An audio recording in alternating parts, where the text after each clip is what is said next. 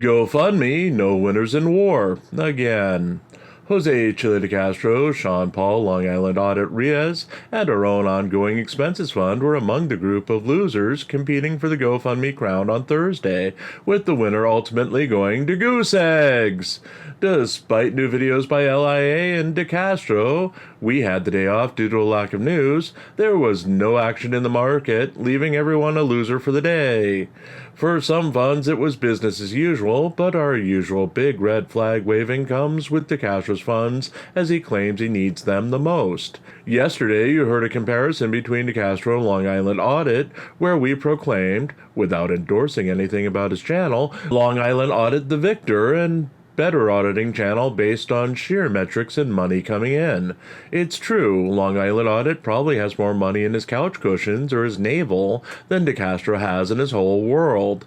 DeCastro also has much more to lose. While Long Island Audit is facing criminal charges, he's in no danger of actually going to jail, while DeCastro himself is fighting tooth and nail to keep his freedom and to punish those who have wronged him.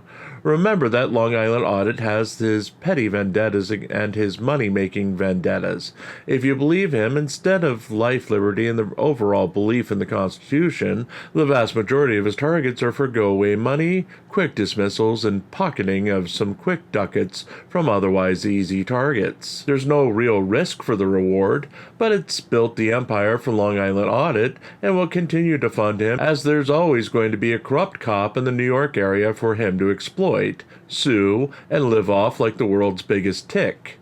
DeCastro, on the other hand, has a history of playing the long shots and devoting his time to petty revenge that earned him nothing. We go back to the Kate Peter and Josh Abrams situation.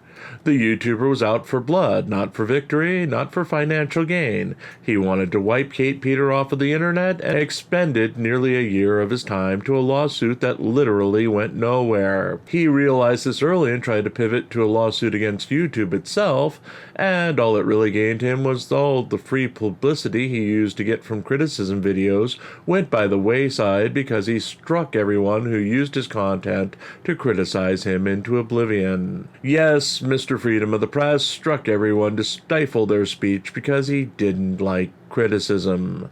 Without the showcase of criticism from literally dozens of channels saying his name and spreading the word about him every night, his own actions made him a lolcow and cost him the free advertising and growth within the 1A community.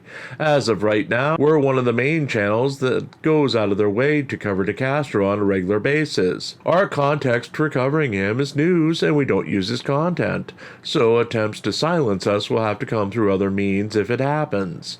But again, would it be worth it? Long Island Audits doesn't do it. He tends to embrace free advertising and not change course. Again, not an endorsement, but another wise way to maintain the course without self-destructing or going against the very philosophies that you claim to stand for.